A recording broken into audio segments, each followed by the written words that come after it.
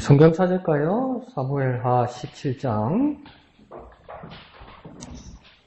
사무엘하 17장 1절에서 14절까지. 그리고 매일 성경 144페이지에서 145페이지.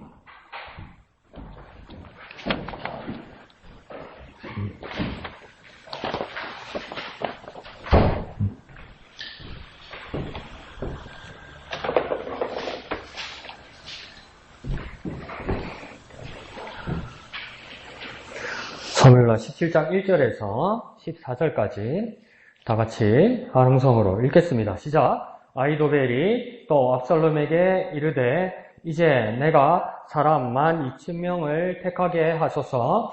오늘 밤에 내가 일어나서 다윗의 길을 추적하여 그가 고나고 힘이 빠졌을 때에 기습하여 그를 무섭게 하면 그와 함께 있는 모든 백성이 도망하리니 내가 다윗 왕만 쳐 죽이고 모든 백성이 당신께 돌아오게 하리니 모든 사람이 돌아오기는 왕이 찾는 이 사람에게 달렸음이라.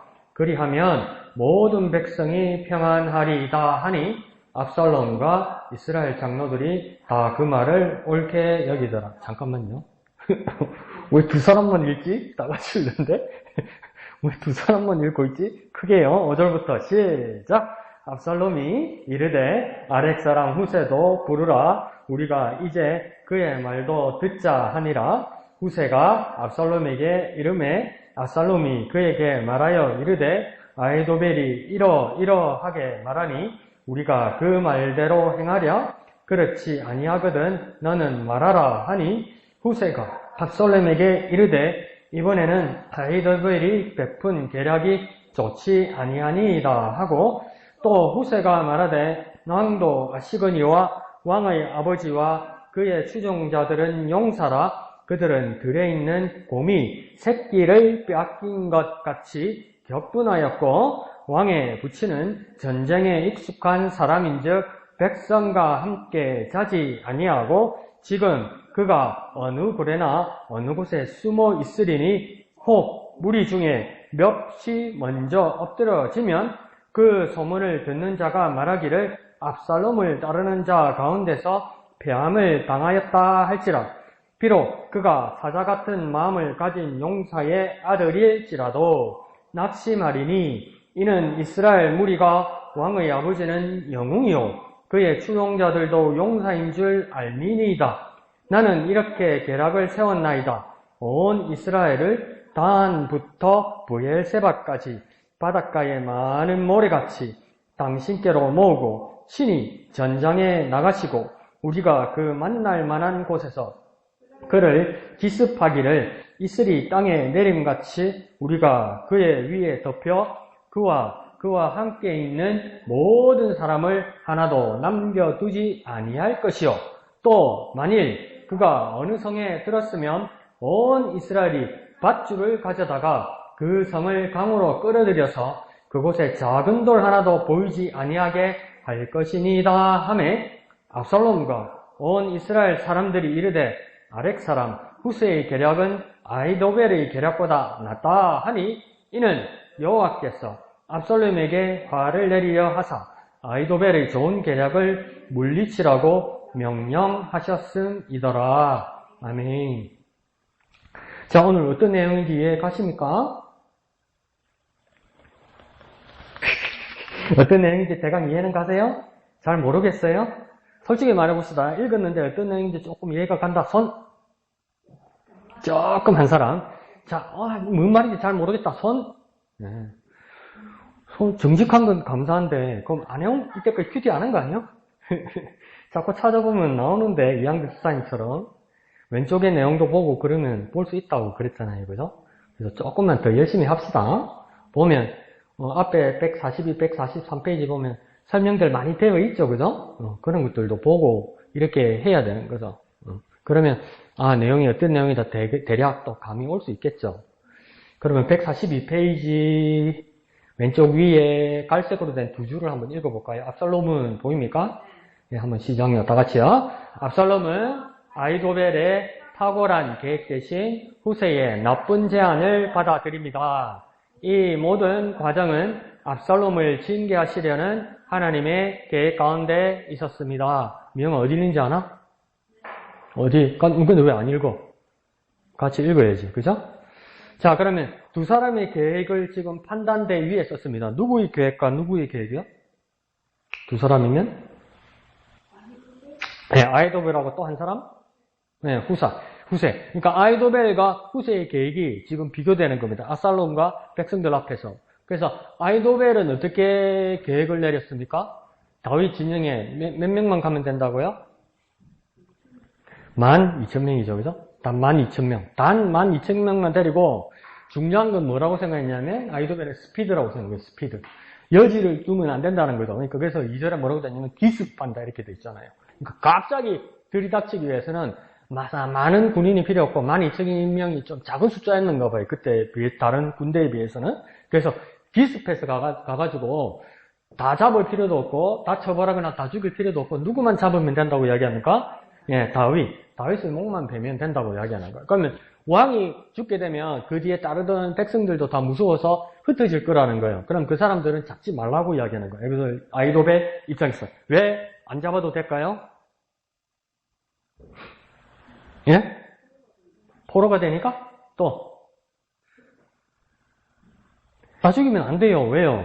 이 사람들 다 집에 돌아가게 해서 압살롬 자기 편 만든다는 거예요. 그래서 안 죽인다는 거예요. 그러니까 왜 다윗만 죽이면 이 사람들 흩어지니까 이 사람들 처벌할 필요 없고 나 압살롬 밑에 있는 백성으로 만들겠다. 그렇게 하면 된다고 이야기하는 거예요. 이게 더 아이디어가 맞는 거죠, 사실은. 근데 또 한 사람에게 물어봅니다. 아이도벨 말고 누구에게요? 후세에게 물어보죠. 후세는 처음에 뭐라고 이야기합니까? 아이도벨이 지혜로운 사람이지만 이번 아이디어는 옳지 못한 것 같습니다. 이렇게 이야기하잖아요. 그러면서 후세는 어떻게 하자고 이야기합니까?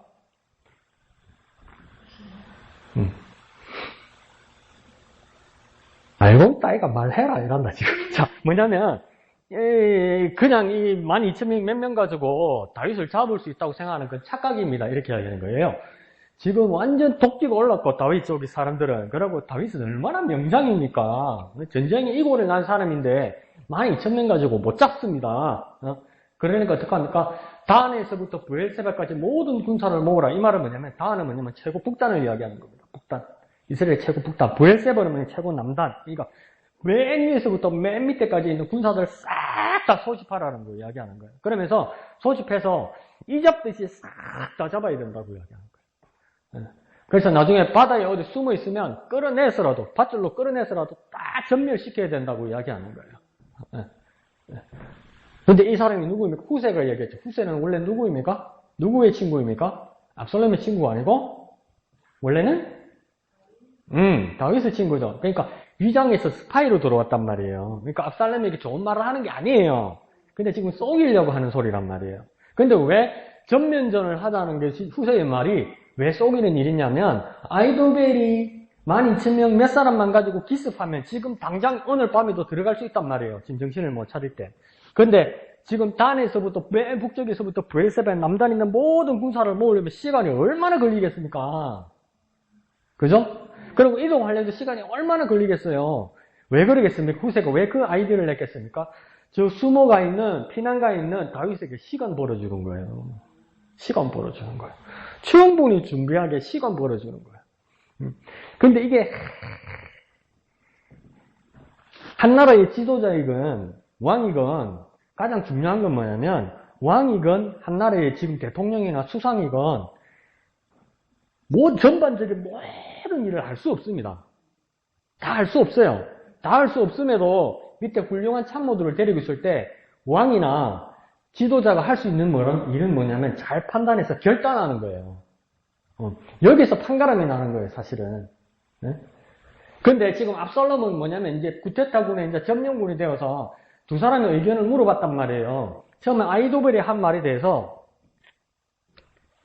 4절에 보면 뭐라고 되십니까? 4절 한번 다 같이 읽어볼까요? 시작. 압살롬과 이스라엘 장로들이 다 그 말을 옳게 여기더라. 그 말은 누구의 말이겠습니까? 아이도벨의 말이에요. 아이도벨의 말이 옳다고 압살롬과 백성들, 이스라엘 백성들이 다 그렇게 했어요. 조금만 데리고 와가지고 기습하는 게 맞다 이렇게 얘기했어요. 그럼 14절 한번 볼까요? 14절로 시작. 압살롬과 온 이스라엘 사람들이 이르되 아렉 사람 후세의 계략은 아히도벨의 계략보다 낫다 하니. 이봐, 아히도벨 말도 맞고 후세 말도 맞대요. 판단이 안 되는 거예요. 판단이. 선택을 못 하는 거예요. 그럼 이 리더나 지도자 할 수 없어요. 그러고 요즘에서 볼 때 지도자의 가장 큰 문제가 뭡니까? 모르는데 다 안다 그런데.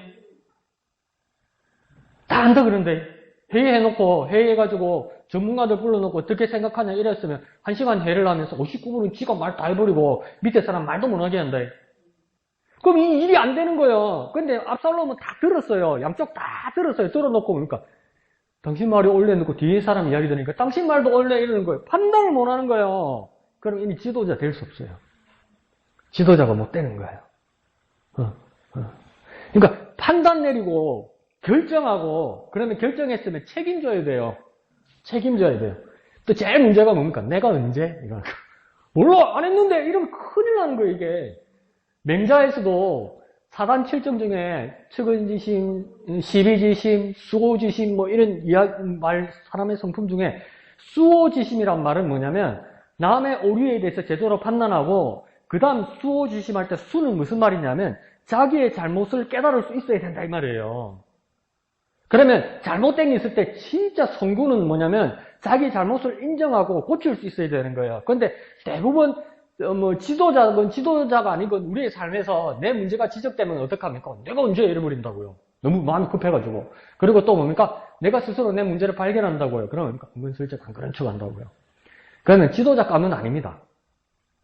그러니까 잘못한 게 있으면 잘못했다고 말할 수 있을 때 훌륭한 지도자입니다. 우리가 지금 말씀을 보면서 자기 잘못을 가장 많이 잘 인정하는 사람이 누구대요? 예, 다윗이에요. 그래서 훌륭해요. 능력이 있기 전에 자기 잘못을 인정을 잘해요. 인정을 해요. 심지어 자기보다 낮은 사람이 내 문제를 지적하는데도 뭐라고 하냐면 하나님의 말씀을 받아온 것이면 내가 여호와께 범죄했노라 사람들 앞에서 그렇게 해버린단 말이에요. 우리나라는 뭡니까? 그냥 녹음기를 들려도 언제 이러죠. 언제 이러죠. 그거 아닌데 섞으라면 참. 그 미국 사람한테 받아쓰기 시켜도 그 똑바로 나올 건데 어쩌려고. 근데 대부분이 그래요. 대부분이 그게 정치라고 생각해요. 온 세계 정치 지도자들이. 근데 여기서도 뭡니까? 압살롬에서는 두 번째 문제가 걸리는 거죠. 듣긴 잘 들었어. 아 여기까지는 좋았어. 근데 뭡니까? 이 사람도 말도 맞고 저 사람 말도 맞다는 거예요. 근데 그러면 유리한 건 뭐겠습니까? 우리 사회에서는 목소리 큰 사람이 이기는 거고 이 압살롬의 사회에서는요 뒤에 말하는 사람이 이기는 거예요. 기다렸다가 뒤에 말하는 사람이 이기는 거예요. 이게 무슨 판단입니까?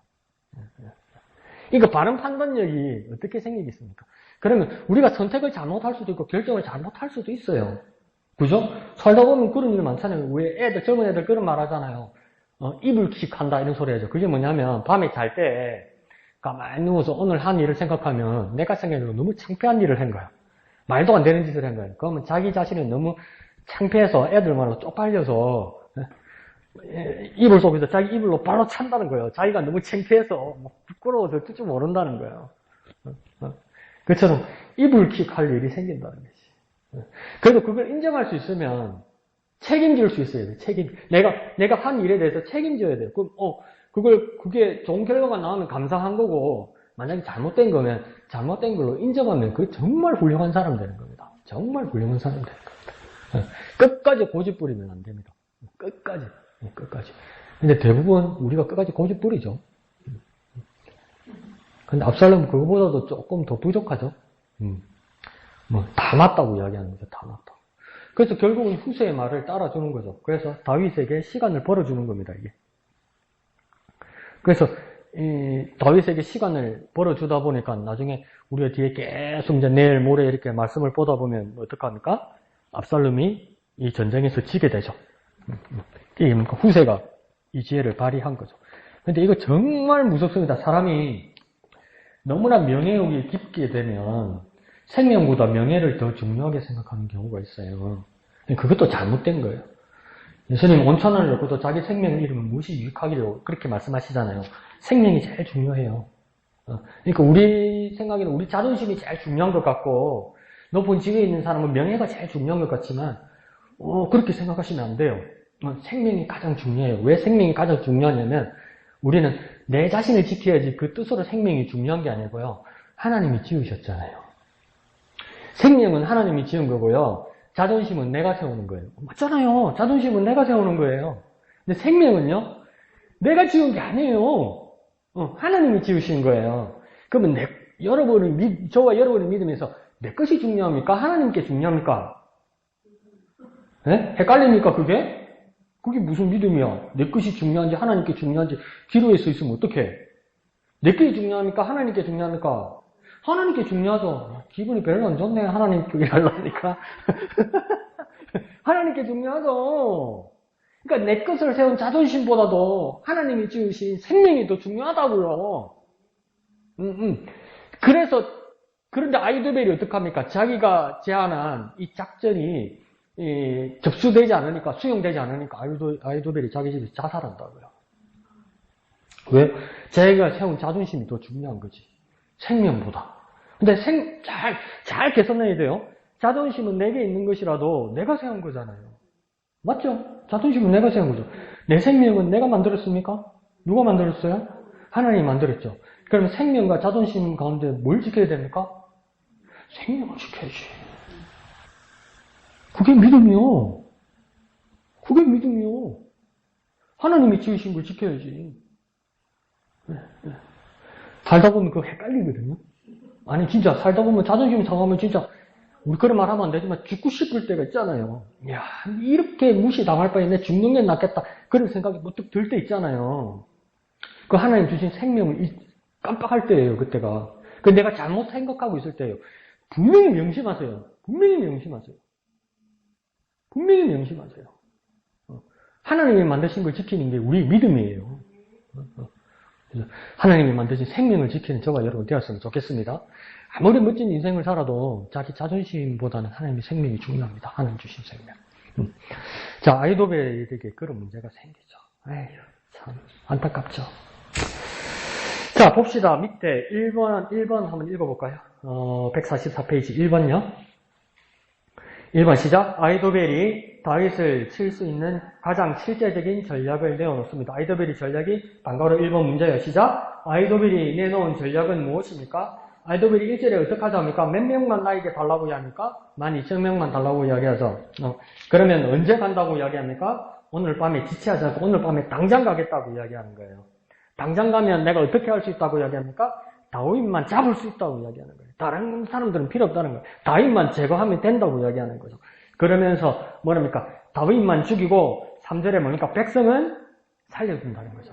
백성을 왜 살려둡니까? 살려두면 내 압살롬 편이 될 테니까. 이 작전이 맞죠? 이 작전이 맞죠? 그러니까 기억납니까? 우리 옛날 뉴스 한 3, 4년 전에 볼 때 오바마 대통령 때 후세인이 아니었지? 알카에다 지도자 그 사람 이름이 뭐였지? 목사님 그 사람 이름 뭐죠?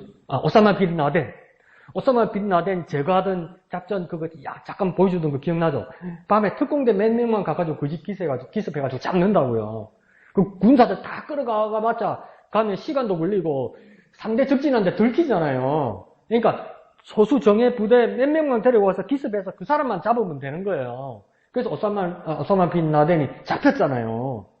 지금 아이도벨도 그렇게 하겠다는 거예요. 다윗을 그렇게 잡겠다는 거예요. 이 말이 맞죠? 그러니까 아까 우리 이야기한 것처럼 방갈로 2번 읽어볼까요? 시작. 압살롬과 이스라엘 장로들은 아이도벨의 전략을 어떻게 생각합니까? 좋다고 생겼죠. 옳다고 여기죠. 4절에 그렇게 나오죠. 그죠? 압살롬과 이스라엘 장로들이 다 그 말을 옳게 얘기했다. 예, 이렇게 하는 게 맞습니다. 이렇게 얘기했어요. 오른쪽 넘어갈까요? 2번요. 다 같이 읽습니다. 시작. 후세가 아이도벨의 전략을 비판하고 다른 전략을 제시합니다. 자, 방갈로 1번요. 시작. 후세는 아이도벨이 세운 전략의 문제점이 뭐라고 말합니까? 7절에 뭐라고 시작합니까? 아이도벨의 계략이 좋지 아니하다. 이렇게 이야기하죠. 좋지 않은 이유는 8절에 뭐라고 기합니까? 다윗이란 사람은 전쟁이 어떤 사람이라고요? 8절에 안 나와 있나요? 8절 찾았나요? 8절 읽어볼까요? 시작. 또 후세가 말하되 왕도 아시거니와 왕의 아버지와 그 추종자들은 뭐라고요? 용사라 이러잖아요. 그러니까 전쟁에 정말 능한 사람이라고 하거든요. 그런데 심리 상태는 어떻다고 이야기합니까? 그 밑에 줄에 곰이 새끼를 빼앗긴 것 같이 격분하였다 이러잖아요. 그 밑에요. 왕의 부친은 전쟁에 익숙한 사람이라 이러잖아요. 전쟁에 익숙한 사람이고 용사인데다가 곰이 새끼를 뺏긴 것처럼 격분해서 잘못 건드려가지고 뒤집어지면 큰일 납니다. 이렇게 이야기하는 거예요. 말 잘하죠. 그리고 9절에는 다윗은 그 사람들하고 같이 있지 않을 겁니다. 굴에 숨어 있을 겁니다. 그러니까 잘못 찾아갔다가는 10절에 큰일 납니다. 압살롬 군사 몇 사람만 죽어도 우리 편 압살롬 부대가 낙심하게 되고 사기가 떨어질 겁니다. 그러니까 지금 게릴라 부대, 기습 부대만 가서는 안 됩니다. 이렇게 이야기하는 거죠. 방가로 이번요. 시작! 후세가 내놓은 전략은 무엇입니까? 뭐 하자고 이야기합니까? 11절에 어디서부터 어디까지? 단에서 브엘세바까지. 단은 맨 북쪽, 이스라엘. 브엘세바는 뭡니까? 이스라엘 맨 남쪽. 북쪽에서 맨 남쪽까지 군사들을 다 어느 세월에 다 불러 모으겠어요? 시간 많이 걸리겠죠? 그 사이에 뭡니까? 다윗은 다 전열을 정비하고 준비한단 말이에요. 시간 벌어주는 거예요, 사실은. 지금 후세가 거짓말하면서, 압살롬한테 거짓말하면서 다윗에게 시간을 벌어주는 거죠. 그러면서 뭡니까? 또 어떡합니까? 아히도벨은 뭐라고 이야기했냐면 내가 그냥 대장으로 갔다 올게요 이랬단 말이에요. 근데 후세는 뭐라고 이야기합니까? 압살롬 당신이 맨 앞에 가야 됩니다 이렇게 이야기하는 거예요. 압살롬 왜 같이 가자고 그랬을까요? 후세는 왜 압살롬을 같이 가자고 그랬죠? 역시 어렵게 생각한다. 뭘 몰라 언니야. 네? 전쟁을 보냈어요. 네? 압살롬은 전쟁을 보내려고 해요. 아히도벨한테는. 네? 그러면 압살롬 어디 있어요? 예루살렘 궁전 있잖아요. 그럼 압살롬은 무슨 일이 있어도 죽어요? 안 죽어요? 안 죽지. 지금 궁전에 있으니까. 그런데 뭡니까? 후세는 전쟁은 그래 하는 거 아닙니다. 지도자가 앞장서야 군인들이 사기가 올라서 갑니다. 이렇게 이야기했잖아요. 그러니까 압살롬은 이제 두 번째 제안에서는 압살롬이 어떻게 됩니까? 예루살렘 궁을 떠나서 전쟁터로 가야 되죠. 잘못되면 어떡합니까? 죽는 거야. 그래서 후세가 가라 부른 거야. 여기는 절대 안 죽고 이 말도 안 하면 잘못하면 죽는 거예요. 그래서 그 목숨을 잡으려고 후세가 그 작전을 짠 거예요. 그런데 막 분위기를 띄워주는 거예요. 당신은 정말 위대한 사람이고 우리가 한꺼번에 빡 가서 덮치면 다윗 꼼짝 못하게 내려놓으니까 다윗이 막 압살롬이 흥분한 거예요. 와, 내가 거기 가서 막 영광을 취하고 막 먼지같이 막 그 먼지를 일으키면서 군사들과 가서 팍 적진을 점령하면 내 사기가 막 내 명예가 올라가겠구나 이러면서 그러니까 진짜 뜬구름 위에 탄 거죠. 그러니까 이 속에 있는 거 모르고 쭉 올려가서 그러니까 가는 거예요. 어리석게 되는 거죠. 근데 우리 보았던 14절 끝에는 뭐라고 이야기합니까? 가운데 보면 이는 여호와께서 압살롬에게 화를 내리려 하사 아히도벨의 좋은 계략을 물리치라고 명령하셨습니다. 그러니까 가장 객관적으로 봐도 아히도벨의 전략이 옳습니까? 후세의 전략이 옳습니까? 그렇죠. 아히도벨의 전략이 맞았죠. 근데 누구의 전략을 택했습니까? 후세의 것을 택했어요. 후세의 것을 택하면 압살롬이 진다는 거죠. 그죠? 근데 이거 누구에게서 나온 거라고요? 날 치다보면 나는 성경책을 봐야 나오지? 누구에게서 나옵니까? 이 언니가요. 여호와께서 그러잖아요.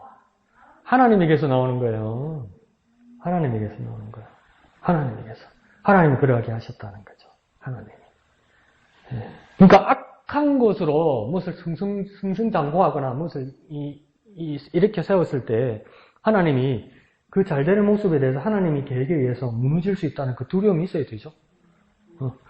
괜찮은데? 뭐 그냥 되는데? 그냥 계속 밀어붙여볼까? 이게 큰일 난단 말이에요, 잘못하면. 자, 그러면 144페이지 나눔 1번 한번 해볼까요?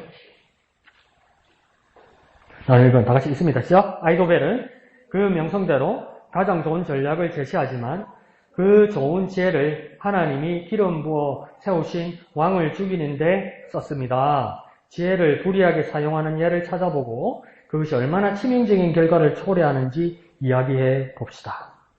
자, 아히도벨이 진짜 우리 금요일 밤에 보았던 토요일 큐티 내용을 보면 뭡니까? 아히도벨의 전략은 하나님에게서 들은 것과 같다 이렇게 얘기했단 말이에요. 그러니까 모든 사람들이 야, 아이도벨의 전략과 그 생각들이 정말 사람에게서 나오지 못할 정도로 지혜로운 것 같다 이랬단 말이야. 그러니까 그런 말을 보통 우리 뭐라 합니까? 야, 탁월하네.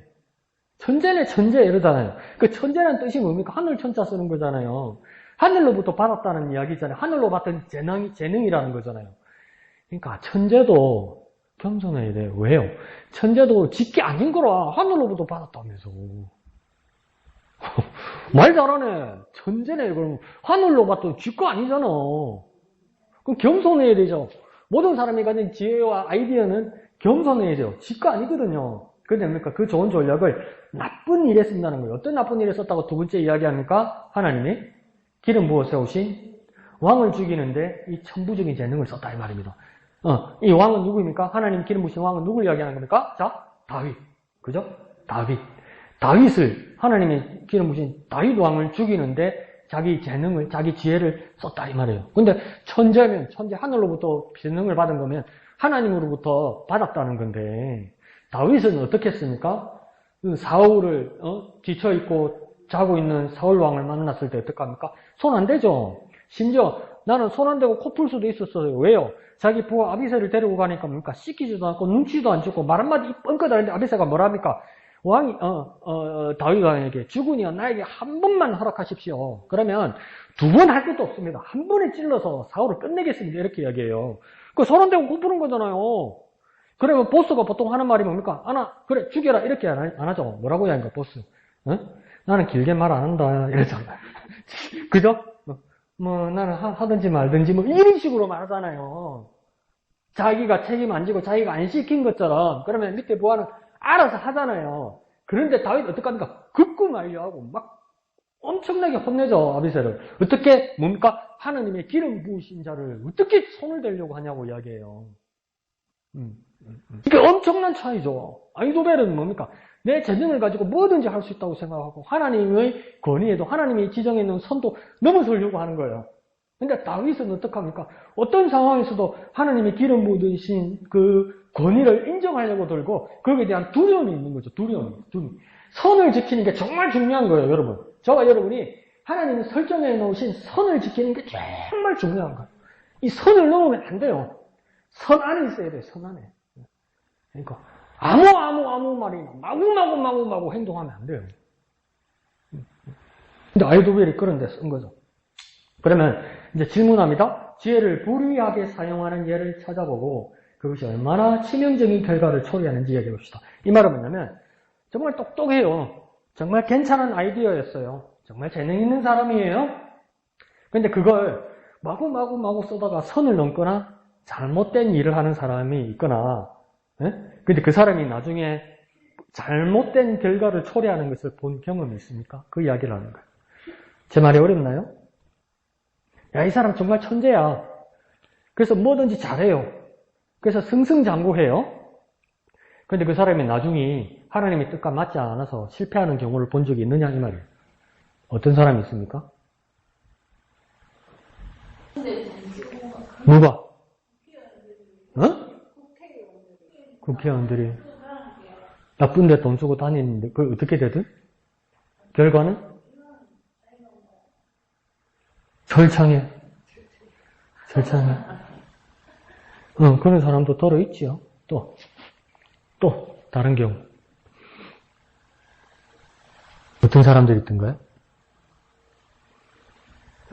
이건 이 큐티 질문은 나도 조금 좀 찝찝한 게 원래 우리가 배운 큐티는 뭡니까? 내 자신을 적용하는 거잖아요. 근데 이게 다른 사람 걸 알아보라고 이야기하니까 제가 여러분과 같이 나누면서도 이건 조금 우리 범위하고는 이전과는 좀 다르다 그런 생각이 들기도 해요. 원래는 큐티는 내 자신에 대해서 하는 거죠. 근데 이번 건 좀 이상해요. 근데 여러분을 보호해 드리는 차원에서 한다고 생각해 봅시다. 너무 자기 자아 비판만 하고 살다 보니까 여러분 뒤집어진다고. 자, 한 가지 예를 들어 봅시다. 우리나라 일제강점기 때 오적이라는 사람이 있어요. 오적은 뭐냐면 5명의 이 나라의 적이란 말이죠. 그러면 그 오적은 이름은 누군지는 몰라도 누구를 오적이라고 이야기할까요? 일제시대 때? 오적이면? 5명의 적이면? 이름은 몰라도 어떤 사람들을 오적이라 했을까요? 예, 예, 매국노들. 나라 팔아먹은 매국노들. 그죠? 그 중에서 그 고급 관리 5명을 이야기할 때 오적이라고 부르는 거예요. 5명이 적. 예. 자, 그 중에서 우리가 잘 알고 있는 한 사람은 누구입니까? 예, 이완용이죠. 공부 잘하고 잘 배웠어. 자, 그래서 이완용 같은 경우에는 고종 시기에 처음에 이 관리로 제대로 등용된 사람입니다. 왜 관리로 등용되냐면 상당히 머리가 비상하고 외국어도 몇 개를 했어요. 그러니까 일본어도 잘하고 영어도 잘하고 그랬어요. 이완용이. 그러니까 처음에 미국이나 영국하고 관계를 맺다가 나중에 일본으로 넘어간 사람이죠. 그래서 어떡합니까? 나중에 강화도 조약이나 나중에 뒤일 때 완전 강점되는 그 조약들 이 가운데서 고종 황제가 그 옥새를 가지고 완전 그것을 나라를 넘기는 도장을 찍게 할 때 그 이완용, 송병준 이런 사람들이 다 있었단 말이에요. 근데 그걸 이제 권하는 거죠. 근데 이완용이 아주 머리가 좋고 비상한 사람이니까 뭐라고 이야기합니까? 이게 바른 길이고 이것이 조선을 개화하는 길이고 이게 조선의 발전을 위한 거라고 이야기하잖아요. 그러니까 아직도 뭐라 합니까? 어르신들. 일본 아니면 우리가 이렇게 발전 못했을 거라고 이야기하잖아요. 9시 뉴스에 나오잖아요. 요즘도 그런 이야기 하잖아요. 일본 없으면 우리가 발전 못 할 거야. 우리도 단계를 따라 뭐 하겠죠. 근데 그런 이야기 하는데 이완용 같은 경우에는 자기 나름대로 생각은 뭐냐면 이 조선이 살기 위해서는 능력 있는 나라에 붙어야 된다고 말하는 거예요. 자기를 정당화하는 거예요. 근데 참 아이러니는 뭐냐면 3.1 운동이 일어날 때 그 3.1 운동의 독립선언문을 발표하던 33인은 거기를 잊어먹었다. 파고도 공원 말고 그 파고도 공원은 백성들이 거기에 모여 있었고 그 무슨 관이지? 그 식당에 모여서 33인이 그걸 발표했단 말이에요. 네? 식당에 모여서 33인이 몰래. 그리고 이제 뵀는데 그걸 나중에 누가 인수하냐면 이완용이 인수해요. 그 가게를. 그러다 나중에 뭐 YMCA가 되고 막 계속 넘어가요. 근데 이완용이 나중에 어떻게 죽냐면 자객들에게 칼을 맞아가지고 근데 죽지 않아요. 살아남아요. 근데 살아남은 게 너무 고통스럽게 죽었어요. 그 통증을 다스리지 못해가지고 엄청나게 투병생활을 하다가 이완용이 죽어요. 그 사람 마지막도 정말 비참했죠. 비참했죠. 나라 팔아먹어서 행복하게 살지 못했어요. 행복하게 살지 못했어요. 그러니까 얼마나 뭘까요? 스케일이나 크기가 얼마나 큰 거예요. 여러분. 뭐 부동산 몇 개 이렇게 등쳐먹고 이게 아니잖아요. 한반도를 그냥 넘긴 거잖아, 남의 나라에. 이게 얼마나 덩치가 큰 일이에요, 이게. 일을 했단 말이에요. 그러니까, 뭐, 선하고 악하고를 끝나서 거대한 일을 한 거잖아요. 엄청난 일을 한 거잖아요. 그리고 이제 조선이 일제에 넘어갔기 때문에, 허수아비 고종 황제보다도 더 권위 있는 사람이 이완용, 송병준 이런 사람이잖아요. 그러니까 조선 반도에서는 최고의 권력자잖아요. 근데 자객에게 칼을 맞아서 그 자리에서 바로 죽지도 못하고 치료받다가 고통 가운데서 살다가 마지막 말로를 그렇게 맞았다는 거예요. 그 결과가 그랬다는 거예요. 이게 얼마나 비참하고 슬픕니까, 이게. 그래서 꼭 그렇게 당한다는 것이 아니라 하나님이 주신 일에 대해서, 하나님이 주신 재능에 대해서, 우리가 말하면 하나님이 주신 달란트에 대해서 우리가 적극 선한 일과 하나님 일을 위해서 일을 하다가 만약에 우리의 삶들이 어느 지점에서 어떻게 종지부를 찍을지라도 그건 하나님 앞에 영광이라고요. 그게 우리가 장수를 하든 그러면 단명을 하든 상관이 없단 말이에요. 그거 한번 생각 안 해보셨어요? 십계명의 여러 계명 중에 내 부모를 공경하라. 그러면 네가 이 땅에서 잘 되고 장수하리라. 그 약속이 유일한 거라고요. 십계명 중에. 이렇게 하면 이렇게 된다는 유일한 약속이 부모를 공경하면 이 땅에서 잘 되고 장수하게 된다는 것이 유일한 약속이에요. 그러면 일찍 죽은 사람들은 부조에서 죽었나? 또 그것도 아니잖아요. 근데 왜 모세를 통해 하나님 그런 약속을 했죠? 그거는 백주년 개정교회 이재철 목사님한테도 그게 엄청난 그 난제고 딜레마였던 거예요. 아니 정말 나쁜 일하고 부모한테 잘못하고 나라에서도 매국노 같은 일을 하는 사람들도 장수하는 사람이 있고 정말 선언이라고 부모한테 효심을 다하는 사람인데 일찍 죽는 사람도 있단 말이에요. 그러면 십계명이 말씀하고 안 맞잖아요.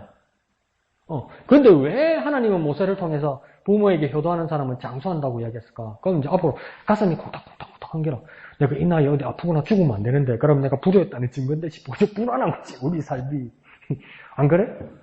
그런데 어떤 일이 한 번 있었냐면 우리 저를 가르치던 신학교 교수님 중에 한 분이 어느 교회, 서울에 어느 도심부에 있는 교회에 전도사를 일하시다가 초등학생, 주일학교 학생이 이렇게 교회를 오는데 그때 보면 그게 그 서울 도심은 부자 동네란 말이에요. 부자 동네. 근데 그 부모님들도 어떻게 생각하냐면 교회 학교 가서 뭔 나쁜 걸 배우겠노.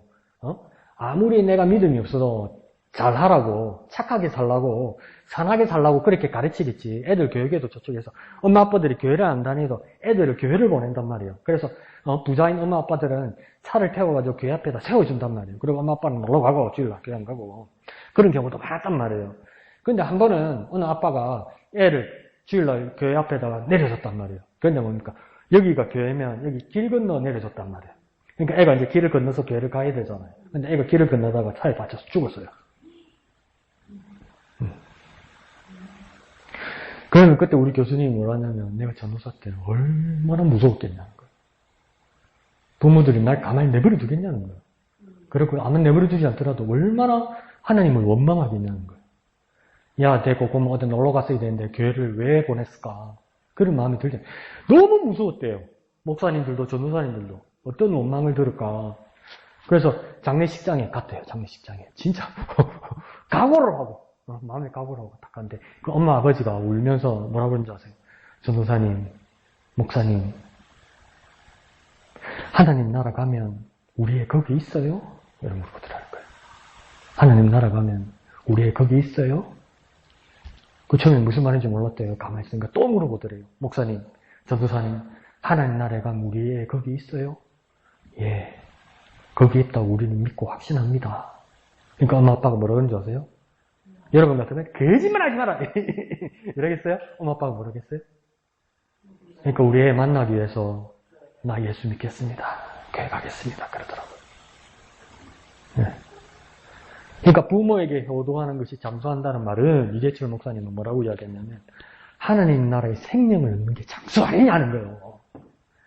여기서 병치료하면서 질질 끌면서 오래 사는 것 왜 안 죽노? 내가 왜 이래 안 죽노? 이렇게 고통스러워 사는 것 거기서도 삶의 의미가 있겠지만 설사 내가 여기서 단명하고 이 세상을 떠날지라도 내가 영원한 생명을 얻는 거, 하나님 나라에 영원한 생명을 얻는 거, 이게 진짜 장수 아니냐는 거예요, 이게. 그러니까 그 초등학생의 한 사람의 죽음이 뭡니까? 몇 사람의 생명을 살리고 걔도 어디로 간 거냐는 건데, 영생하는 자리로 갔잖아요. 네, 네. 이게 진짜 장수라고 이야기하는 거예요. 장수. 뭔 소리요? 싶으죠? 그래서 그렇게 뭔 이야기하다가 또 이러나. 자, 그래서 지혜를 이야기하면 아히도벨이 가장 지혜로운 사람인데 이제 나중에 비판할 때 뭐라고 하냐면 아히도벨은 영특한 사람이었지만 지혜로운 사람이 아니라고 비판하는 사람도 있습니다. 왜 그러냐면 아히도벨은 아주 기발한 아이디어는 내었지만 왜 지혜롭지 못하냐? 모든 지식의 근원은 하나님에게서 있는데 선하지 못한 생각을 내는데 이걸 어떻게 지혜라고 말할 수 있느냐? 그래서 지혜가 아니라고 이야기하는 거죠. 그걸 보통 우리말로 뭐라고 이야기합니까? 꼼수라고 이야기하죠. 꼼수. 꼼수는 지혜가 아니에요. 꼼수는 지혜가 아니에요. 그래서 사람을 쏘기로 들고 사람을 후리는 것, 이건 지혜가 아닙니다. 의도가 선해야 지혜입니다. 그런 지혜로운 사람 되었으면 좋겠습니다. 자, 말씀을 따라, 말씀과 함께 하나님과 함께 또 나머지 부분을 보겠습니다. 자, 저자인 유진수 목사님이 큐티를 잘하기 위한 5가지 요소를 말씀하고 있습니다. 오늘은 5가지를 봅니다. 큐티를 잘하기 위한 5가지 요소. 그래서 먼저 5가지를 먼저 말씀해드리면 첫 번째는 헌신과 결단. 헌신과 결단을 해야 큐티를 잘할 수 있다. 두 번째는요, 시간을 들인다. 시간을 들임. 그러니까 시간을 들여야 큐티를 잘할 수 있다. 세 번째는 뭐냐면 지성소가 있어야 된다. 뭐라고요? 지성소. 그러니까 특별한 장소가 있어야 된다. 큐티를 위한 특별한 장소가 있어야 큐티를 잘한다. 할 수 있다. 네 번째는 뭐냐면 큐티를 잘하기 위한 요소 네 번째는 큐티 대신은 없다. 뭐라고요? 큐티 대신은 없다. 그러니까 큐티 대신에 큐티를 대체할 무엇으로 이것을 메꾼다고 생각하면 큐티 못한다는 거예요. 그러니까 큐티 대신은 없다. 이렇게 해야 큐티 잘할 수 있다고 이야기하는 겁니다. 다음 다섯 번째는 뭐냐면 제일 우리에게 간단하면서도 우리에게 가장 큰 장애물이죠. 그죠? 매일. 큐티의 마지막 다섯 번째, 큐티 잘하기 위한 다섯 번째 요소는 매일 하는 것이다. 매일. 그래서 첫 번째 보면 헌신과 결단은 뭐냐면 하나님의 자녀로서 하나님의 자녀답게 살려는 헌신과 결단이 있어야 된다. 이 말입니다. 그러니까 결단 없이는 시작할 수 없고 헌신 없이는 이루어지지 않는다는 겁니다. 내가 결단해야 되는 거예요. 내가 결정해야 되는 거예요. 내가 다짐해야 되는 거예요. 그리고 그러니까 그게 내 몸을 던져야 되는 거예요.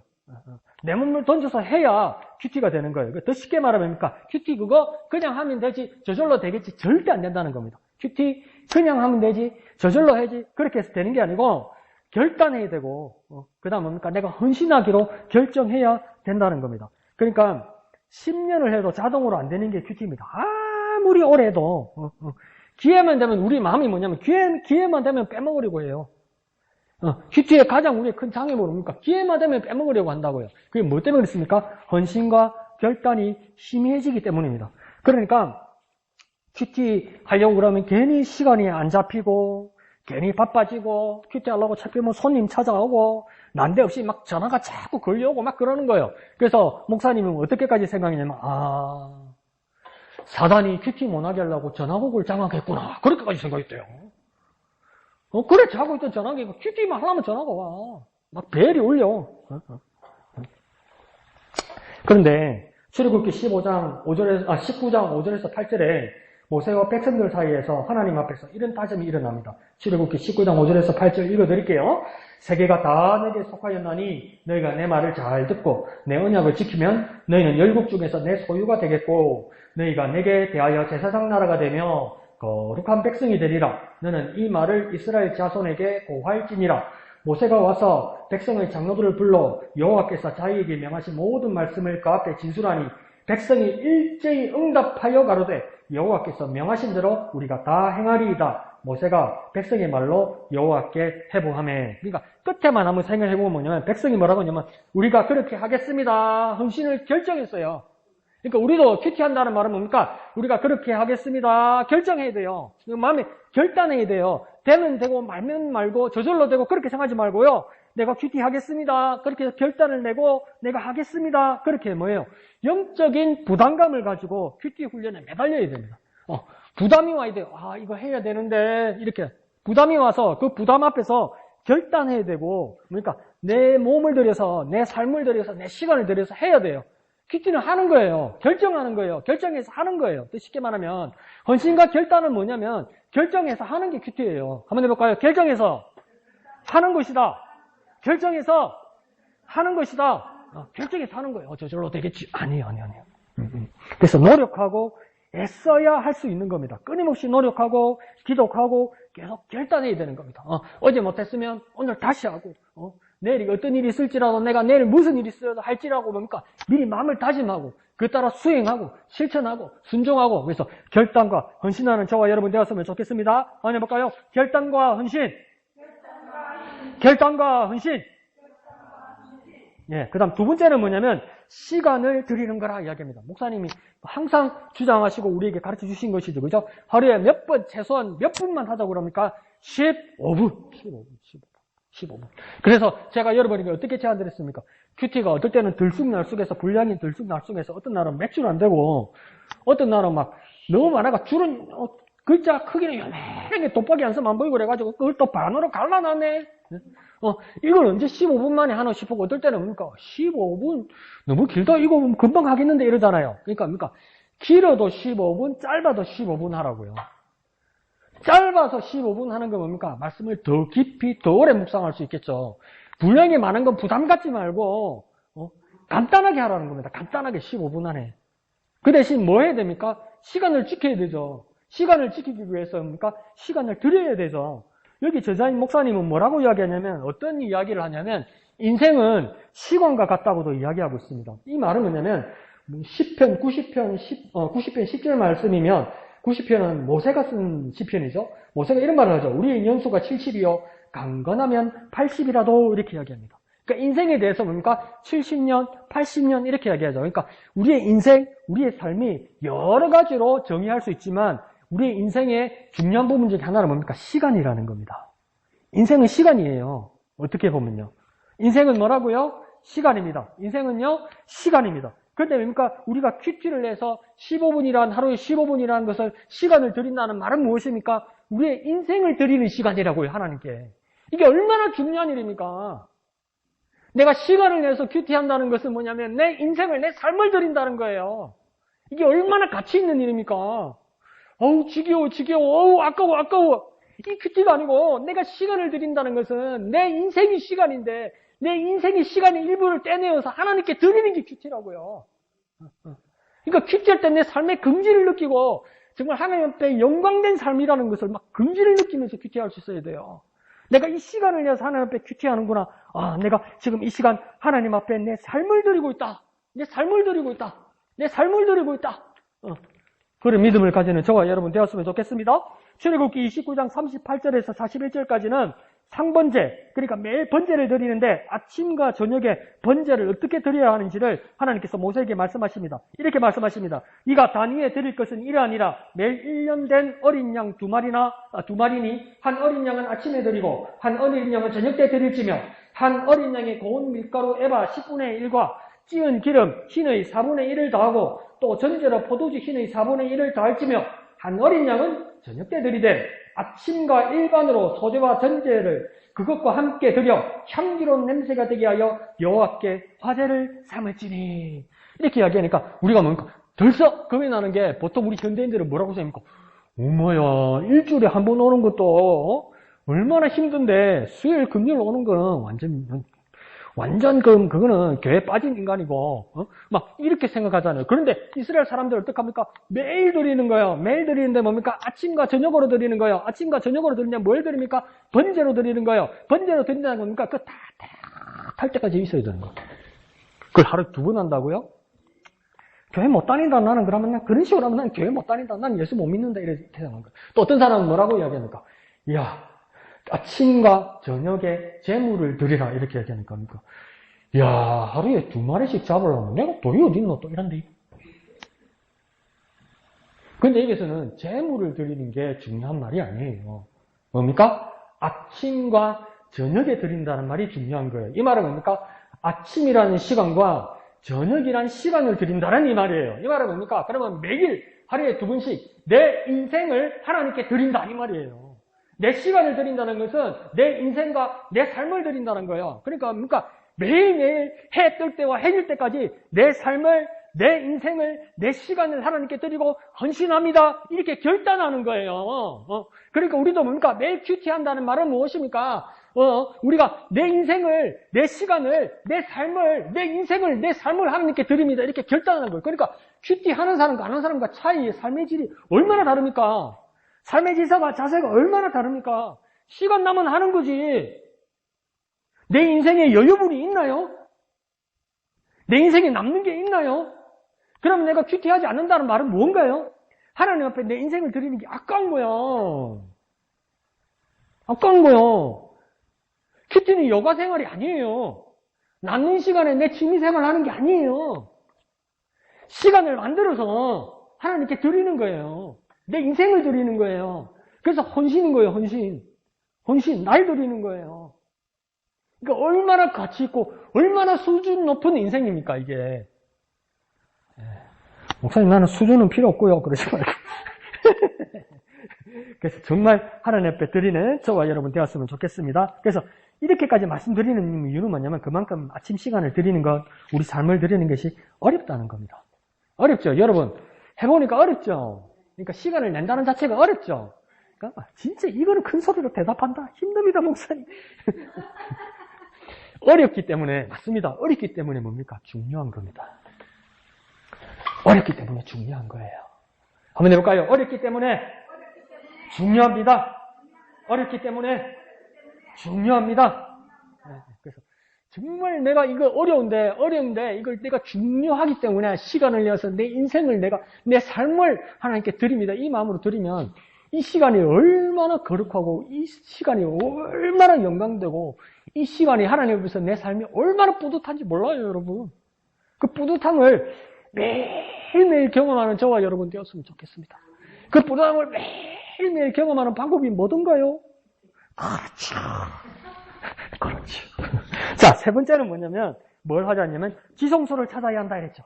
지성소. 이 지성소, 오늘 목사님께서 성전을 말씀하신 것처럼, 성전이든, 성막이든, 입구는 동쪽에 있어요. 그래서 길쭉한 모양으로 해서 동쪽에서 서쪽으로 이렇게 쭉 들어가는 거예요. 그래서 첫 번째는 뭡니까? 뜰이라는 입구가 있고요. 그 다음 뭡니까? 성소라는 자리가 있고요. 그 다음 더 안쪽에 지성소라는 자리가 있는 거예요. 그러면 한번 봅시다. 동쪽에서 서쪽으로 뜰, 성소, 지성소. 뭐라고요? 뜰, 성소, 지성소. 뜰은 마당이라는 뜻이죠. 그죠? 뜰, 성소, 지성소 있어요. 그러니까 뜰에는 뭐 물두멍도 있고, 번제단도 있고, 그렇겠죠. 성소에 들어가면, 그 다음 안쪽 성소에 들어가면, 촛대가 있고, 떡상도 있고, 가운데는 향단이 있겠죠. 그런데 더 거룩한, 지성소는 무슨 뜻이냐면, 성소는 거룩한 자리란 뜻이에요. 네? 그럼 지성소는 뭘까요? 지극히 거룩한 장소란 뜻이에요, 그게. 그러니까 우리 첫말로 뭡니까? 억수로 거룩한다는 거예요. 억수로 거룩한데. 근데 억수로 거룩한 데서 안에 딱 들어가면 뭡니까? 아무것도 없어요. 벗개 하나밖에 없어요. 벗개 하나밖에. 성소만 해도 3가지 막 이렇게 있고 밖에도 뭡니까? 2가지 이상이 있는데 지성소 가장 거룩한 것이라고 들어가 보니까 벗개 하나밖에 없어요. 근데 벗개 하나밖에 없는데 벗개는 뭡니까? 괴짝이잖아요, 괴짝. 근데 괴짝 위에 이 뚜껑을, 괴짝 뚜껑을 뭐라 하냐면 뚜껑이라고만 써놓고 뭐라고 이야기하냐면 속죄소라고 이야기해요. 뭐라고요? 속죄소. 뭐라고요? 속죄소. 그러니까 소자를 쓴 거 보니까 속죄하는 자리라는 거예요. 자리. 뚜껑인데 아주 중요한 자리라는 거예요. 아주 중요한 자리. 중요한 자리. 뚜껑이 왜 작은 자리냐? 그 밑에 아론의 쌍난 지팡이와 하나님의 십계명과 만나를 담은 항아리가 있는데 이것들을 어떻게 만나느냐? 이것들을 통해서 우리는 뭐 하는 거냐? 하나님을 위해서 하나님을 만나는 자리가 중요하다는 거예요. 하나님을 만나는 장비. 그러니까 지성소라는 뜻은 뭐냐면 하나님을 만나는 자리. 그러니까 뭡니까? 이 지성소에는 그 당시에는 누구만 들어갈 수 있습니까? 1년에 단 한 번 대제사장이 대속죄일 날 단 한 번 들어가는 거예요. 누가 도와준 누가 들어갔다면 큰일 나요.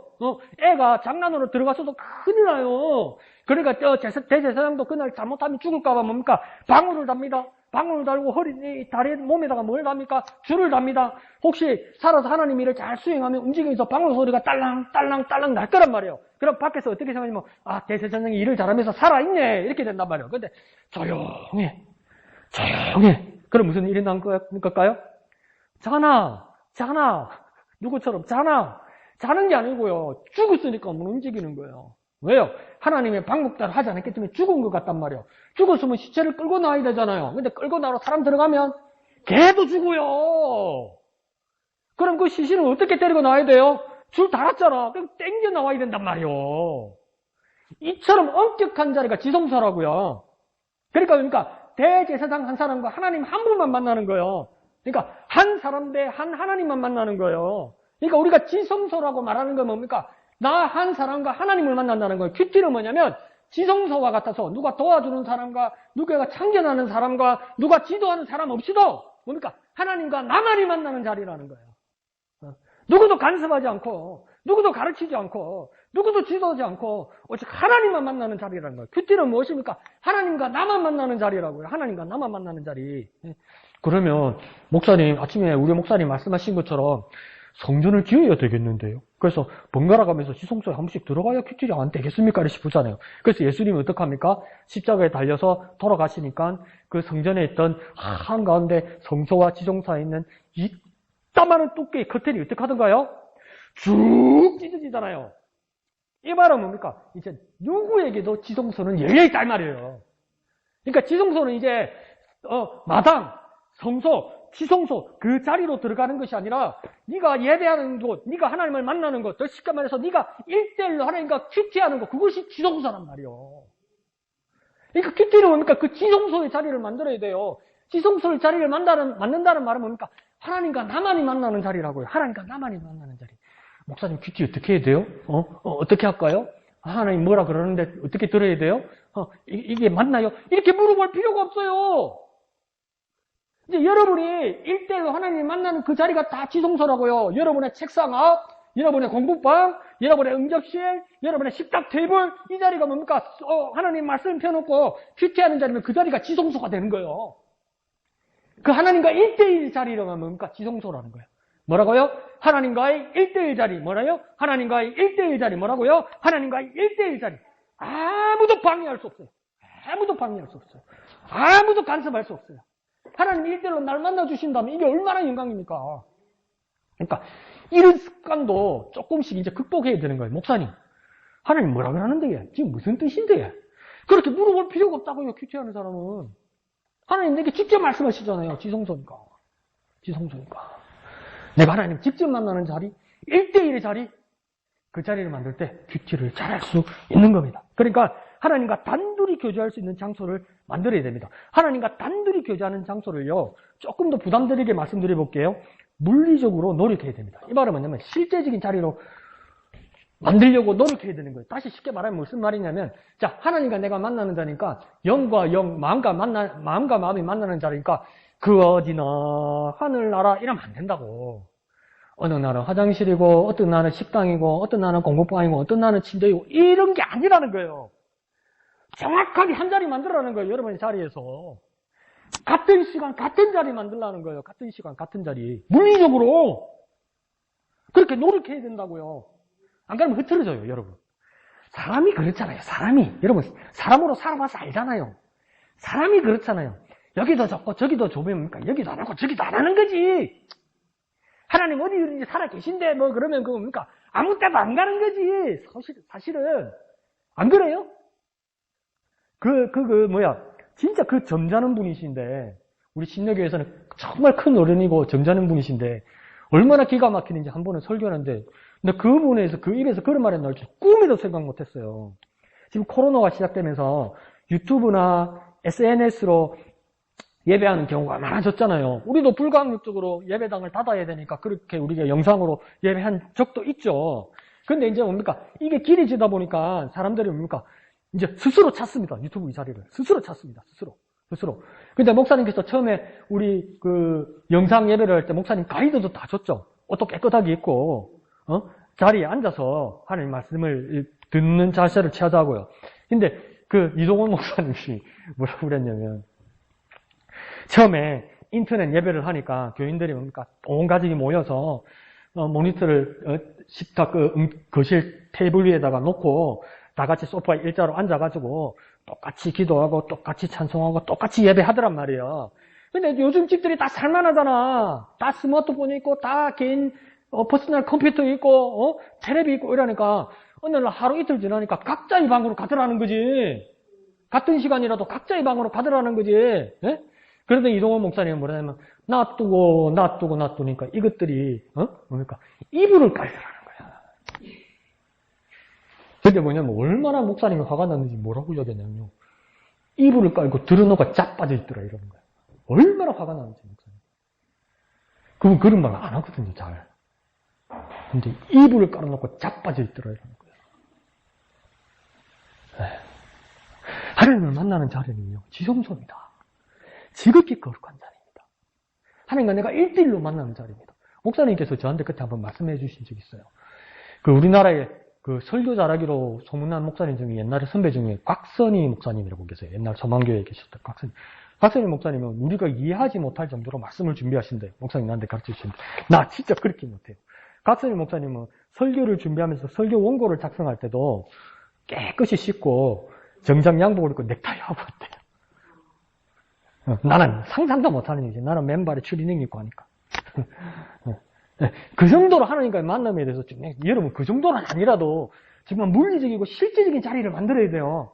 하나님을 만나는 자리. 그게 지성소라고. 1대1의 자리. 그렇지만 진짜 실제적인 자리. 1대1의 자리, 실제적인 자리. 한번 해볼까요? 1대1의 자리, 실제적인 자리.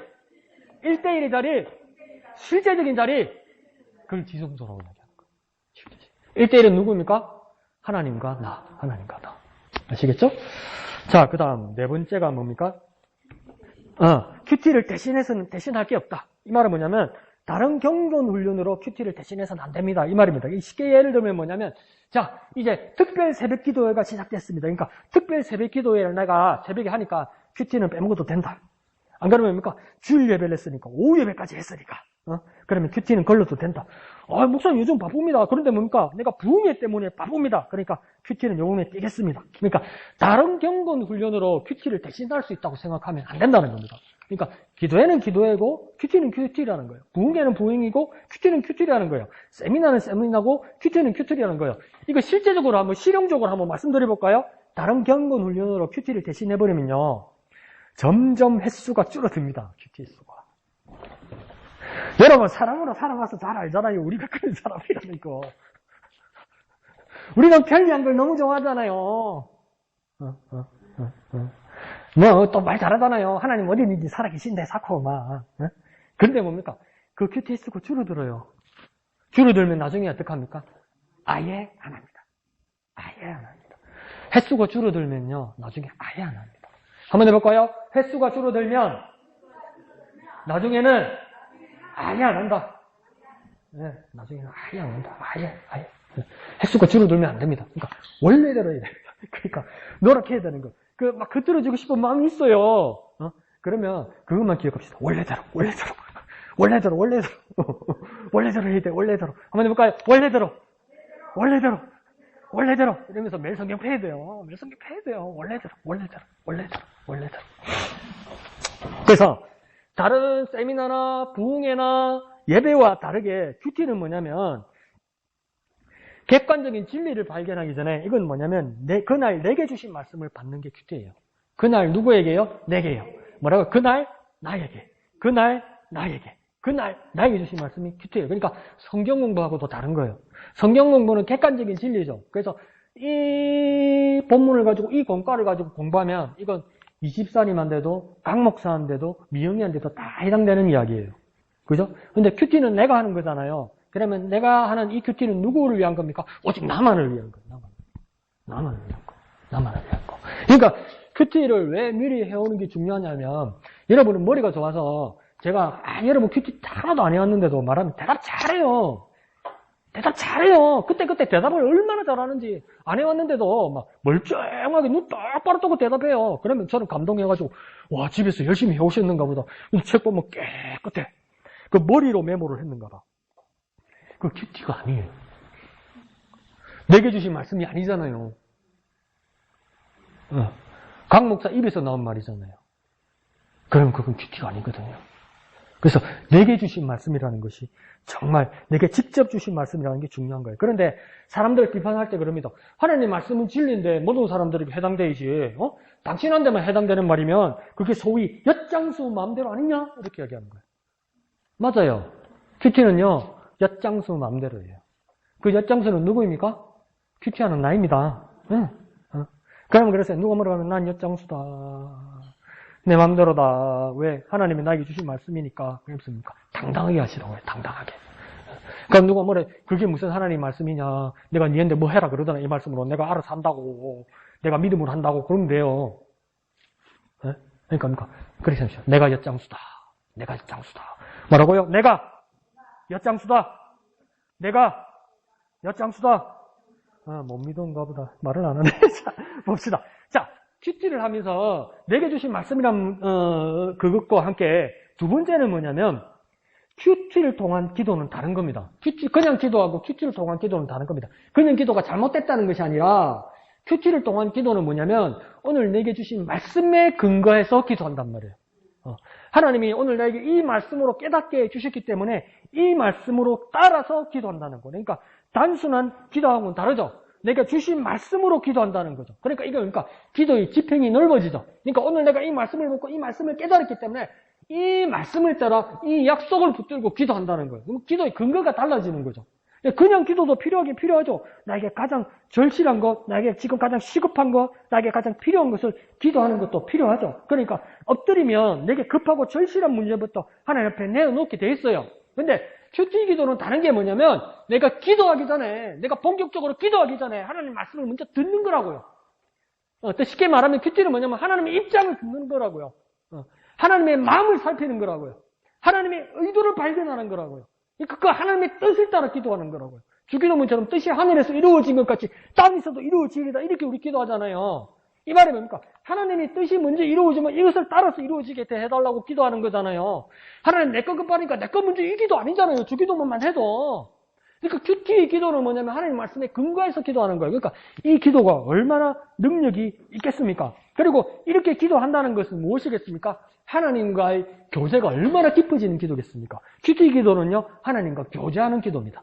교제하는 기도. 그러니까 하나님으로부터 오는, 우리가 큐티하면서 하나님으로부터 오는 것은 뭐냐면 말씀이에요, 말씀. 근데 우리는 하나님과 대화하기 때문에 하나님께 또 말씀을 드리겠죠. 이게 뭡니까? 기도가 되는 거예요. 큐티 안에서. 하나님으로부터 오는 것이 말씀이고 내가 하나님께 드리는 게 기도예요. 다시 말해볼게요. 큐티하면서 하나님으로부터 내게 오는 게 뭐라고요? 네, 말씀이라고요. 그리고 내가 하나님께 드리는 게 뭐라고요? 기도라고요, 기도. 하나님부터 오는 게 뭐라고요? 말씀. 내가 하나님께 드리는 게 뭐라고요? 기도로. 큐티 안에서 이게 이루어진다고요. 그러니까 하나님과 내가 대화하는 거라고요, 큐티가. 하나님과 내가 나누는 거라고요. 하나님과 내가 교제하는 거라고요. 그러니까 이게 얼마나 뜻깊은 일이 되겠습니까? 그렇게 해서 정말 큐티를 통해서 말씀을 받고 큐티를 통해서 기도하면 말씀에 대한 깊이도 넓어지고 깊어지고 뭡니까? 기도의 뭘까요? 수준도 높아지는 거죠. 그렇게 기도하는 저와 여러분 되었으면 좋겠습니다. 마지막 5번째는 뭐냐면 어떡합니까? 매일 큐티하는 것이다. 매일 먹는 양식이다. 이러는 거예요. 그러니까 우리에게 가장 큰 딜레마는 뭐냐면 며칠 큐티 못했다고 초등학교 학생처럼 일기를 모아서 쓴단 말이에요. 야, 어이구, 내일 주일이네, 토요일 저녁에, 어이구, 내일 주일이네. 목사님 분명히 또 그랬다가 불시에 막 뛰어와가지고 책 뒤지고 검사하고 이럴 건데. 그러니까 뭡니까? 월요일부터 막 쓰는 거예요, 월요일부터. 화요일하고, 수요일하고, 목요일하고, 싹 하는 거예요. 그렇게 몰아서 하는 건 큐티가 아니라는 겁니다. 그리고 정반대로 또 뭡니까? 진짜 담대한 사람들이 있어요. 뭐랍니까? 이렇게 자꾸 빼먹는, 아예 하지 말자! 이러는 거. 이렇게 빼먹는 거 의미 없다! 맞다! 자꾸 빼먹으면 의미 없다. 맞죠? 그 말은. 빼먹으면 의미 없죠. 그러니까 아예 하지 말자. 그러니까 이 말은 뭐냐면 양쪽 다 완벽주의의 교만은 큐티의 적입니다. 다시 쉽게 말씀드리면 뭐냐면 그날 것만 하면 됩니다. 그날 것만. 지나간 거는 할 수 없어요. 그날 것만 하는 거예요. 그리고 뭡니까? 내일 바쁘니까 오늘 이틀치를 하겠다. 그래도 하지 마세요. 그날 것만, 오늘 것만 하는 거예요. 그러니까 다시 쉽게 말하면 뭡니까? 매일 새로 시작하는 거예요. 매일 새로 시작하는 거예요. 뭐라고요? 매일 새로 시작하자. 뭐라고요? 매일 새로 시작하자. 그러니까 또 뭡니까? 너무 머리가 좋아가지고 목사님 나는 주일 아침만 정신이 바짝 뜨네. 또 이렇게 이상하네. 주일 아침만 바짝 뜨네. 그러니까 책 한 권 사가지고 8번밖에 줄로 안 치는 거라. 그러면 안 돼요. 매일 새롭게. 오늘 먹을 양식을. 그러니까 쉽게 말하면 어제 굶었다고 그래서 오늘 밥 2그릇 먹는 사람 어디 있습니까? 내일 바쁘다고 내일 어디 출장 간다고 오늘 저녁에 미리 2그릇 먹는 사람 어디 있습니까? 그 옛날 우리 할아버지 할머니 말로 그런 사람들은 뭐랍니까? 싱티 들어봤습니까? 싱티 된다고 이야기해요. 싱티 된다고. 짜고 난다고 그러잖아요. 짜고 난다고. 더 쉽게 말해볼까요? 못 버려요. 못 망쳐요. 그날 내게 주신 말씀으로 매일매일 큐티해야 되는 거예요. 매일매일 새롭게. 오늘 목사님께서 뭐라고 했습니까? 우리 겉사람은 후패하나 우리 속사람은 날로 새롭도다 이러잖아요. 근데 가만히 들어보세요. 어느 순간부터 저도 거울을 잘 안 보더라고요. 거울을. 그러니까 뭐가 문제였는지를 잘 안 봐요. 근데 거울을 한 번씩 보면 나도 내 마음이 심란해요. 그러니까 어느 순간부터 이 수염 군데 하얀 수염이 나오더라고. 그래도 에이구 뭐 나이 들은 건데 뭐 이랬어. 근데 제일 마음이 심란할 때가 뭐냐면 이 거울을 이래 보다 보면 이쪽이 보이잖아요. 안에 흰털이 있을 때가 있어. 원래 심란하더라고요. 그러다 보니까 거울을 잘 안 보는가 봐요. 근데 한 달 전이니까 비가 오는 날 주일날 이렇게 버스를 타고 저 위에서 내렸는데 내리면 저 미정꽃집 있고 그렇잖아요. 그죠? 미정꽃집 옆에가 농협이고 그렇잖아요. 그 농협에 헌금을 해서 돈을 찾아야 된다서 그 버스에서 내려서 이렇게 가는데 미정꽃집 주인 아줌마가 한두 번 이렇게 비둘기한테 모이를 줘봤는가 봐요. 그러니까 얘들이 까짓만 보면 이제 비둘기가 모이는 거예요. 그러니까 말이 새대가리지 새대가리가 아니에요. 자기한테 잘해주는 애들, 사람들, 새들도 알아요. 그러니까 아줌마가 이제 귀찮아진 거지. 그러니까 내가 지나가는데 비둘기 쫓아낸다고 박수를 치면서 확 쫓아냈어요. 그러니까 비둘기가 내 머리에 확 날면서 뭐가 툭 떨어지는데 몰랐어요. 그래서 내가 이래 봐도 안 묻었더라고. 이렇게 봐도 안 묻었더라고. 근데 이제 내가 아무리 이렇게 후줄근해 보여도 교회 갈 때 입는 옷하고 밖에 다닐 때 입는 옷이 조금 다르거든요. 그러면 교회 갔다 오면 그냥 바로 걸어놔요. 이런 옷은. 수요일이나 금요일 입으려고. 그렇게 몰랐는데 한 2주 지나서 또 보는데 이 카라 이 안쪽에 새똥이 앉아서 말라 있는 거지. 그거 몰랐던 거야. 몰랐던 거지. 그냥 우리 엄마가 만약에 알았으면 나를 가슴 아팠겠어. 어머니는 항상 내 교회 나갈 때 뭘 입는지 쳐다보거든요. 뭐가 뭐 이렇게 굽었는지 뭐 이렇게 안에 말려 들어간지 꼭 지켜보시거든요. 근데 그걸 안 봐요. 안 봐. 그러니까 몰랐던 거예요. 이거 말라가지고 굳어 있었던 거죠. 그러니까 뭐냐면 추리해진다고. 나이 먹으면 추리해진다고. 후줄근해진다고. 그런데 뭐냐면 내 겉사람은 후펼쳐도 내 속사람은 뭡니까? 그냥 새로워지는 게 아니었어요. 목사님 뭐라고 말씀하셨습니까? 날로 새로워진다고 했어요. 그러니까 나는 지금 나이가 들면서 감각도 떨어지고 거울도 안 보고 외모에 대한 신경도 안 쓰고 그렇지만 내 속사람은 새로워지는데 그러니까 이틀 전에 일주일 전에 안 그러면 한 달 전에 목사님 말씀에 은혜를 받아서 내가 성령 충만해서 그때 내가 새로워졌습니다. 그러니까 내 나이는 50이 넘었지만 내 영혼의 나이는 막 20대 초반 같습니다. 그렇게 새로워진다는 뜻이 아니에요, 여러분. 그 뜻이 아니에요, 여러분. 새로워지는데 어떻게 새로워진다고요? 날로 새로워진다잖아요. 이게 무슨 말이에요? 매일매일 새로워진다는 거예요. 어제 새로워졌는데 오늘 아침에 일어나니까 또 새로워지고 내일 아침을 기대하는데 그때 또 새로워진다는 거예요, 여러분. 그래서 날로 새로워진다잖아요. 날로. 매일매일 새로워진다잖아요. 그러니까 날로 새로워지는 이 비밀이 얼마나 놀라운 겁니까? 얼마나 놀라운 겁니까? 매일매일 새로워진다고. 매일매일 새 거라고요. 눈 뜨고 보면 새 거라고요. 며칠 전에 배터리 새로 넣었으니까 빵빵하다 한 일주일 지났으니까 아직 괜찮다. 그런 새로운 게 아니라고요. 아침에 일어나니까 또 새 거고, 아침에 일어나니까 또 새 거고, 또 하루 지났는데 또 새 거라고요. 그러니까 이 새 것이, 이 날로 새로워지는 것이 뭡니까? 하나님의 영원이라고요, 영원. 그 영원이 내게 날로 새로워지니까 이게 내가 뭘 누리는 겁니까? 영생을 누리는 거라고요, 영생을 누리는 거. 이 영생을 하기는 방법이 뭐라고요? 강 목사 억지 불려서 이 방법이 뭐라고요? 매일 큐티하는 거라고요. 근데 안 하는데 이 날로 새로워지는 것을 어떻게 발견하겠습니까? 어떻게 확인하겠습니까? 몰라. 내 속에서 무슨 일이 나는지 몰라요. 난 큐티를 안 하니까. 안 하니까. 그러니까 새똥이 앉았는지 말랐는지 모르는 거요. 안 하니까. 자, 그러면 내일부터 열심히 해볼까? 이건 헌신과 결단이 아니고 내일부터 한다. 내가 꼭 한다. 그리고 헌신한다. 내가 순종한다. 그래서 그러니까 자리를 만들고 책을 펴고 보편을 들고 하나님 말씀을 들고 기도하고 말씀 보고 기도하고 말씀 보고 줄치고 메모하고 이게 큐티고요. 그렇게 합시다. 미영이가 아멘 했으니까 내일 마산 중리에서 놀라운 일이 일어날 줄 믿습니다. 예. 자, 그래서 이 말씀을 계속 기록하고 그래서 하나님 말씀대로 살아가는 놀라운 큐티 삶들이 풍성한 저와 여러분 되시기를 예수님 이름으로 축원드립니다. 이 시간 기도하겠습니다. 하나님, 우리 큐티 삶들이 실질적으로 풍성하여서 우리 큐티 모습들이 정말 하나님 앞에 영생을 누리는 날로 새로워지는 우리가 되게 하여 주옵소서. 시간 다 같이 기도하겠습니다. 거룩하신 아버지 하나님, 은혜를 감사합니다. 우리의 큐티 삶들이 풍성할 수 있도록 주님 도와주시옵소서.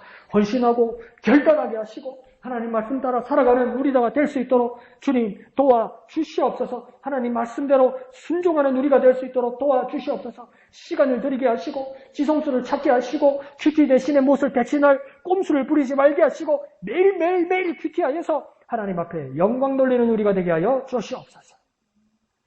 거룩하신 아버지 하나님 은혜를 감사합니다. 우리의 묵상의 삶이 우리 큐티의 경건의 삶이 정말 풍성하기를 원합니다.